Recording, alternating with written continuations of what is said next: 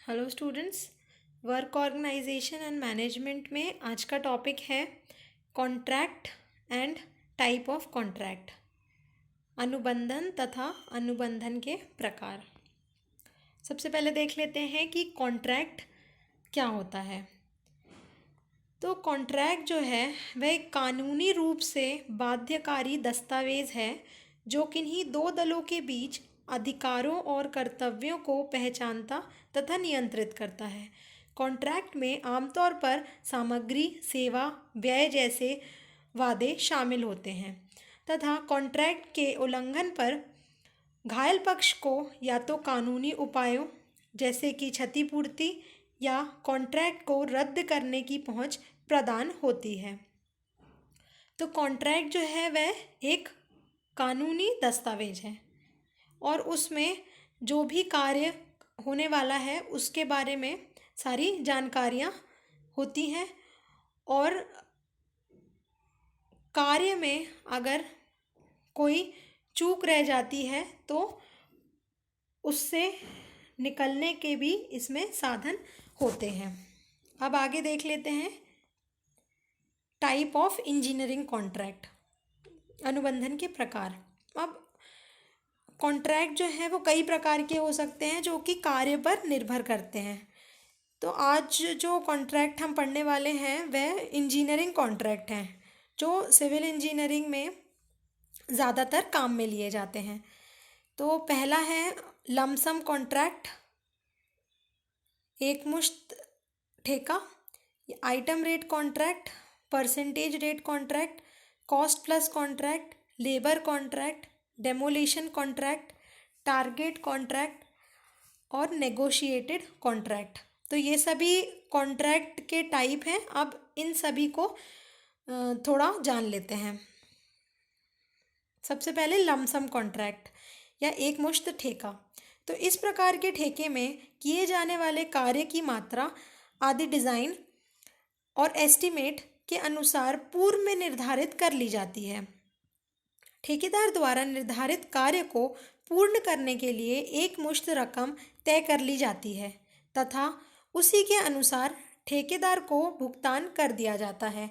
इस पद्धति में अंतरिम भुगतान हेतु कुछ शर्तें तय कर ली जाती हैं तथा एक निश्चित सीमा अथवा स्तर पर कार्य पूर्ण होने पर कुल तय की गई राशि का एक निश्चित प्रतिशत भुगतान कर दिया जाता है। और यह जो कॉन्ट्रैक्ट है वह बड़े कार्यों के लिए ज़्यादा प्रचलित है, मतलब बड़े कार्यों में इसे यूज़ किया जाता है। अगला है आइटम रेट कॉन्ट्रैक्ट। अब इस प्रकार के ठेके में कार्य की प्रत्येक मद के लिए दर निश्चित कर ली जाती है तथा किए गए कार्य को मदवार मात्रा के अनुसार निर्धारित दरों पर ठेकेदार को भुगतान कर दिया जाता है। अगला आता है परसेंटेज रेट कॉन्ट्रैक्ट, दरों पर प्रतिशत के अनुसार। इस प्रकार के ठेकों में विभाग द्वारा प्रचलित दर सारणी में दी गई मदों के अनुसार कार्य की प्रत्येक मद की मात्रा के अनुसार भुगतान किया जाता है।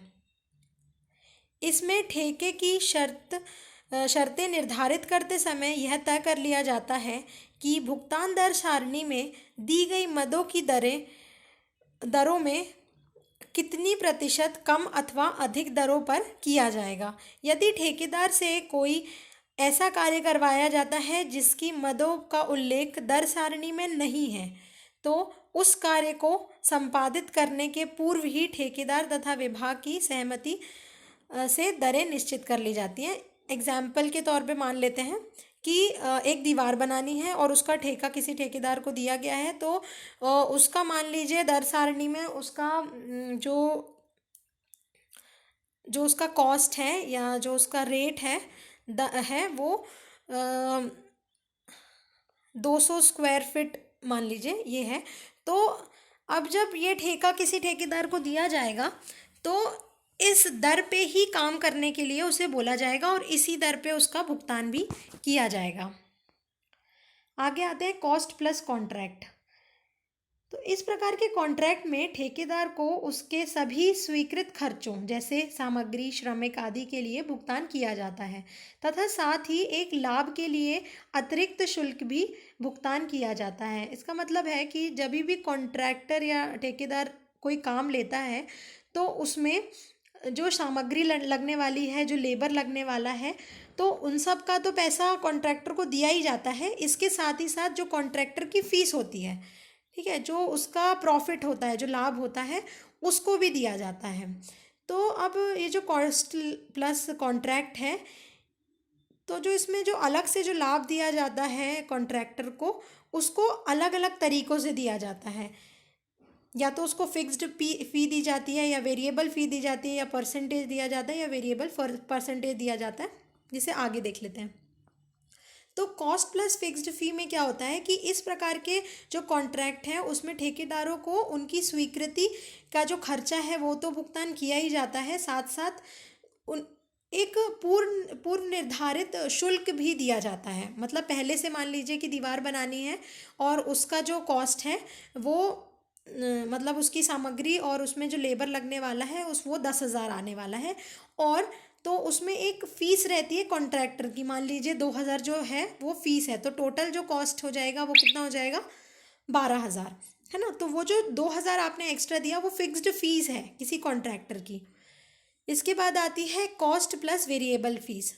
तो जैसे कि इस एग्जाम्पल में आपने देखा कि एक दीवार बनाने का 10,000 खर्चा आया और उस पर आपने 2,000 उस कॉन्ट्रैक्टर की फ़ीस दिया। लेकिन वेरिएबल फ़ीस में क्या होता है कि मान लीजिए आपने बोला था कि दीवार जो है वो एक दिन में बननी थी, लेकिन जो दीवार है उसने वो आधे दिन में ही बना के खड़ी कर दी, और उसका जो प्रदर्शन था, जो उसका जो कार्य था वो काफ़ी अच्छा था। तो आप हो सकता है कि आपने पहले से डिसाइड नहीं किया था कि उसको 2,000 ही देने हैं, तो जब भी कॉन्ट्रैक्टर ने आपका काम करके दिया तो हो सकता है कि आपने उसे जो पैसे दिए, उसकी जो फ़ीस दी वो ज़्यादा दी, 2,000 से ज़्यादा दी, ठीक है, उसी को वेरिएबल फ़ीस कहते हैं। और मान लीजिए उस ठेकेदार ने वो दीवार सही नहीं बनाई या बहुत टाइम पे बनाई, तो आपने वो फ़ीस कम भी कर सकते हैं, है ना।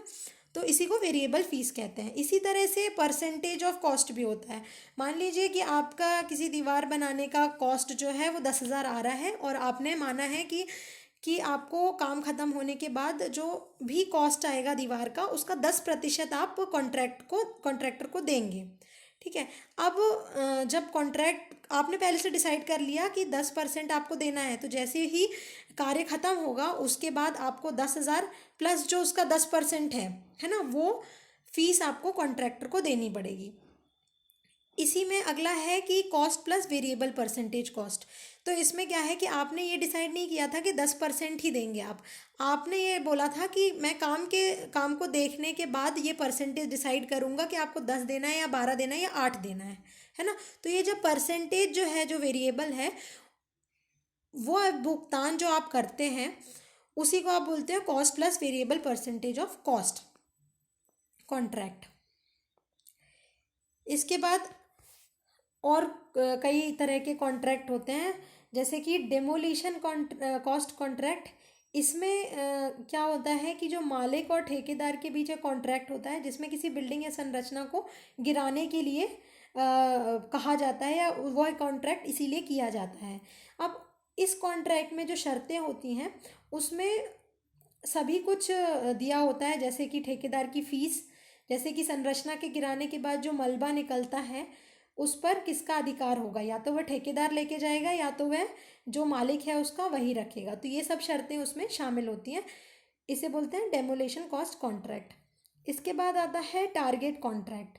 तो यह जो कॉन्ट्रैक्ट होता है वह कॉन्ट्रैक्टर को या ठेकेदार को एक निर्धारित फीस पे दे दिया जाता है, और उसके बाद जो भी कार्य है उस संरचना या उस बिल्डिंग का, वह सब ठेकेदार पे छोड़ दिया जाता है और उसे एक टारगेट दे दिया जाता है, मतलब कि आपको ये ख़त्म करना है, और उसकी एक फ़ीस दे दी जाती है। तो इसे टारगेट कॉन्ट्रैक्ट कहते हैं। ये कुछ लमसम कॉन्ट्रैक्ट के जैसा ही कॉन्ट्रैक्ट है, ठीक है। इसके बाद आता है नेगोशिएटेड कॉन्ट्रैक्ट। अब नेगोशिएटेड कॉन्ट्रैक्ट में नेगोशिएशन का मतलब होता है कि मोल भाव।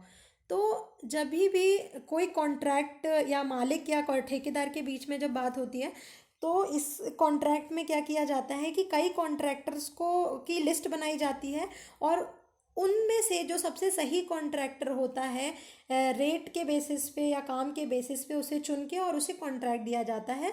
तो ये भी एक अलग तरह का कॉन्ट्रैक्ट है। तो आपने जो आज जितने भी कॉन्ट्रैक्ट पढ़े, ये अलग अलग कार्यों के हिसाब से निर्धारित किए जाते हैं, और कहाँ पे कौन सा कॉन्ट्रैक्ट सही बैठता है, यह विभाग या ठेकेदार पे डिपेंड करता है। Thank you.